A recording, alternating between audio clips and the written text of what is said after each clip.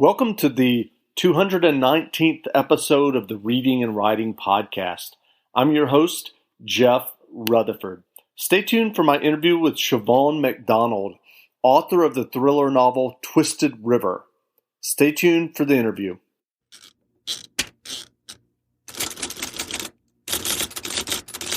Welcome back to the Reading and Writing Podcast. My guest today is Siobhan MacDonald, author of Twisted River. Siobhan, welcome to the podcast. Thank you very much, Jeff. It's a pleasure to be here. Great. Well, can you read 2 or 3 pages of your novel, Twisted River? I sure can. I'll read you the opening chapter, which is 2 pages, and it is Oscar's story to begin with. So, here goes. Oscar, Curragowra Falls, Limerick, Ireland, late October. She would never have fit as neatly into the trunk of his own car. He presses 2 fingers against her beautiful neck, just in case. No pulse. The blow was fatal. He looks at her one last time and closes the trunk. Her blood is all over his hands. Oscar stares at the curious patterns forming on his pale skin. No latex gloves this time. He tries to think. In the cold, he hardly moves, watching the tiny pearls of red slide down the coarse hairs to his wedding band. The burning in his stomach spreads upward to his chest. His control is slipping, his panicked breath forming small clouds in the dark. Oscar is in turmoil, from man to shivering animal in the space of 3 minutes. Across the road, water rages over the falls. Oscar has felt like this before. It was a long time ago, but the memory is vivid. In 4th grade, he punches Annabel Klein so hard in the stomach that she vomits. Another memory flashes before him. This time, he's standing over Brigitte, watching her die. Up the road, the church bells sound a mournful chime. What's done is done. There comes the sudden beat of wings. Looking up, Oscar sees an arrowhead of swans slicing through the night sky. A sputter of rain starts to fall, the drops making a tinkling sound on the plastic bags scattered at his feet. Shards of glass from a smashed jar of peanut butter mingle with exploded bags of popcorn. There's a squash banana, the flesh pulped from its skin, and a packet of brownie mix daubed in blood. Should he look in the trunk of the car one more time to make sure? He fumbles for the catch. It isn't like his BMW. This is a VW sedan. The car they'd agonized in, attempting to sort things out. He'd so wanted to straighten things out. His fingers slipped left and right, searching for the catch. The VW badge is smeared with blood. There it is. He squeezes with his thumb and forefinger. Dad? He freezes. He hadn't seen the kids pick their way across the gravel. Elliot? His 9-year-old is shivering in pajamas in the driveway. Jess, his 12-year-old daughter, is behind him. You've been gone a long time, Dad, says Elliot. It's more a question than a statement. Jess stands there, perplexed, eyes innocent and wide. He sees her scanning the debris of the grocery shopping all over the driveway. His children cannot know what just happened. They must be protected no matter what. The roaring in his ears begins to build again. He wills his mouth into a smile, pulling his lips over his teeth. He hopes it looks convincing. Jess's face drains of colour as she edges toward him. The sound in his ears is almost unbearable. What is it, Jess? He can see her mouth is moving. She's asking something. What did you say? He shouts. Where is Mom? She shouts back. And there you have it. That's the first chapter. Great. Well, if someone listening hasn't heard about Twisted River yet, how would you describe your novel? I would first and foremost describe it as a thriller, a suspense thriller, I guess. And then if I were to classify it further, I would probably call it domestic noir. And the reason I would describe it as that is because the story centres around two families who decide to do a house swap on either side of the Atlantic. You have one family in Ireland and one family in New York. And they've only ever met on the internet. They agreed to do this home exchange on the internet. And on the face of it, the two families are pretty similar. You have two professional couples, and they each have two children each, and they're roughly similar in age. And they both families need desperately to have a holiday because they have been going through troubled times in their everyday lives. So unfortunately, they get a lot more than they bargained for when they discovered that they've stepped into a bit more than the bricks and mortar of somebody else's home. And there's a few layers to the novel, I suppose. I wanted to do a few things. One of the ideas I wanted to explore was what happens to relationships when people are put under extreme pressure, both from inside a family and external pressures. And I feel that, people can do very strange things and react very bizarrely and very much out of character when they're under pressure. And I also wanted to explore the notion that we are all really products of our environment. And by that I mean, I think that if you grow up in an environment that, a comfortable environment where you're financially secure in a stable household and stable relationships, your life is likely to develop in one way. But if you grow up surrounded by instability and broken communities, plagued by social problems, your life is likely to be a little bit more difficult. And apart from all of that, then there's the notion that really, sometimes life just spins on a sixpence, as we say here, or a dime, as you might say in the US. Catastrophic events sometimes happen out of nowhere. You might make a little mistake that snowballs into something far, far greater, or you can just be in the wrong place at the wrong time, or say the wrong thing to the wrong person. And there are always the unforeseen circumstances. Sure. Life is taking over. Sure. Do you remember the original idea or impetus that led you to writing Twisted River? Yes, well, there were a couple of things, Jeff. One of them was that myself and my family when my elder son was in his last year in secondary school, just before he went off to university, we discussed going to New York. And New York had always been a huge topic in our house because my two boys grew up watching Home Alone, and we used to have this institution in our house which we used to call a Home Alone tea.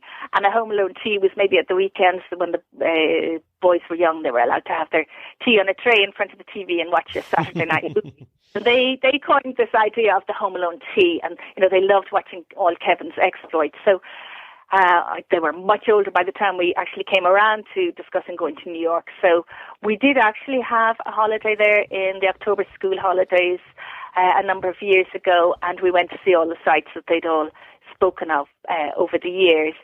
So that provided, one of the settings for the novel. And the other theme in the novel, of course, is the actual house swap itself. And we had discussed on a number of occasions doing a house swap, maybe with a family in France, somewhere by the seaside. And we'd looked at all the home exchange sites, and we'd get so far, and I'm afraid I always chickened out. In school, we had, in French class, we did a lot of the short stories of Guy de Maupassant. And there was a short story that always sticks in my mind of this character that no matter what happened, he always could see danger lurking around the corner, so much so that, he stayed in his house a lot of the time because he imagined all these horrendous things that would happen when he opened his front door. And I keep asking people, do they remember this story? And I'm beginning to think now, did I actually make this up myself?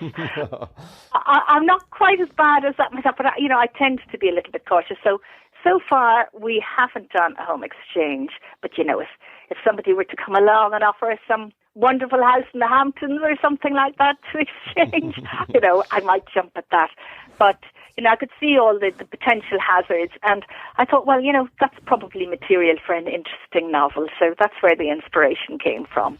That's great. So had you always wanted to write fiction before you sat down to write Twisted River? Well, I suppose I've written on and off for a long time.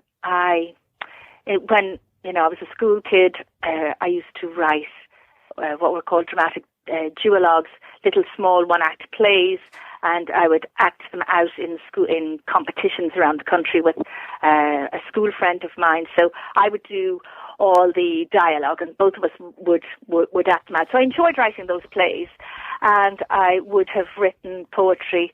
I wrote quite a bit of poetry actually in the Irish language, and won a few prizes for that.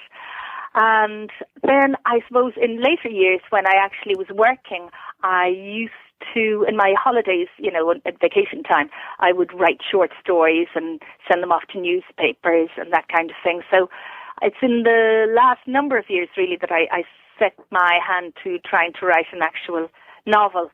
I mean, I've had an interest in writing all my life.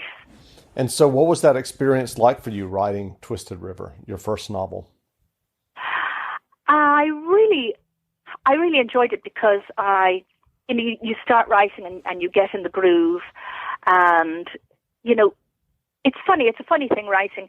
You can sit down and think that you've actually been seated for about 20 minutes, and the next thing you look at the clock and you could have been there for 3 hours. I just get totally absorbed in it anyway, especially when you get as far as knowing all the characters and the characters become real to you. Twisted River is told from the viewpoint of 4 main characters, so they really became real people to me, and I got very enthralled in it myself, and I loved making up all the twists and turns and the what if this happened and what if that happened, and then having a go at jotting it down on typing it out on the keyboard and saying, oh yeah, well actually that does work. The plotting can be kind of difficult because you can get yourself tied up in knots, so sometimes you have to row back. But I thoroughly enjoyed it.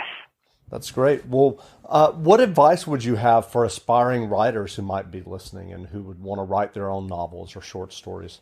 Yeah, well, I do, I suppose over the years, and I've been telling people that, I'm writing, and they always say to me, well, a lot of people would say, oh, I'd love to write, and somebody recently said to me, and she's a very, very big reader, and I do feel that she would be quite a good writer if she gave herself a chance.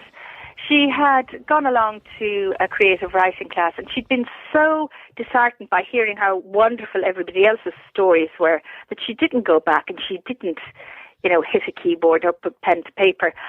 I think everybody needs to develop their own voice and not to be put off by other people. Sometimes it's just a good idea to go into a quiet room by yourself, and just write one paragraph and write another paragraph, and soon you'll have a page, and write 2 pages and 3 pages. And you know what?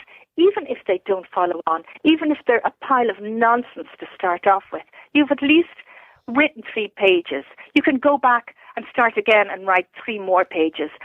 I just don't think you should be put off by it. There are lots and lots of wonderful writers out there, but everybody needs to develop their own voice, and just start really. Just start with your 1 paragraph and build on it from there. Great. Well, are there books and authors that you've read recently that impressed you and that you would recommend? Well, you know what? I do love a good mystery, and I love thrillers. And I'm in a book club, and we did a thriller recently, and it actually was great fun.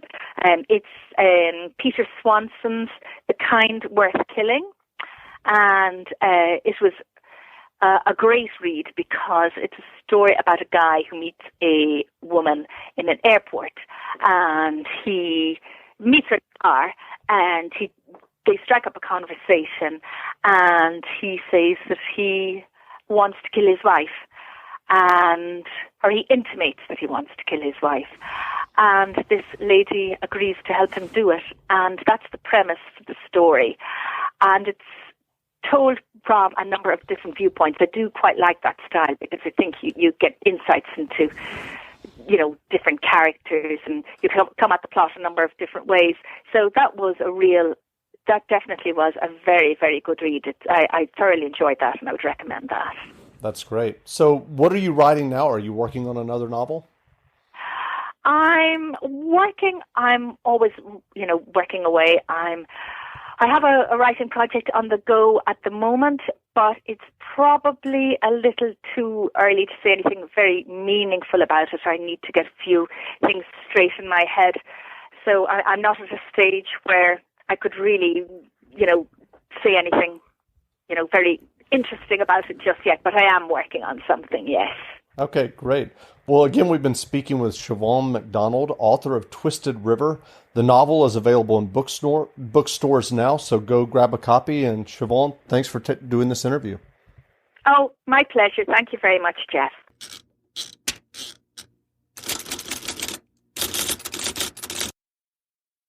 Almost 90% of women have cellulite. And guess what? It's not their fault. We don't choose cellulite, but we can choose a different way to treat it. Meet Quo, collagenase Clostridium histolyticum, AAES, the first and only FDA-approved prescription injectable for moderate to severe cellulite in the buttocks of adult women. This non-surgical treatment is injected by an aesthetic specialist in 10 minutes or less. Individual results may vary. Do not receive if you are allergic to any collagenase or ingredients in Quo, or have an infection at the treatment site. May cause serious side effects, allergic reactions including anaphylaxis, and injection site bruising. Seek medical help right away for any signs of allergic hypersensitivity. Tell your doctor about all your medical conditions, if you have a bleeding condition, or take medicine that prevents clotting. Most common side effects include bruising, pain, hardness, itching, redness, discoloration, swelling, and warmth at the injection site. Ask your doctor about all possible side effects and for product information. If you're ready to get to the bottom of your cellulite, learn more and find a specialist at Quo.com.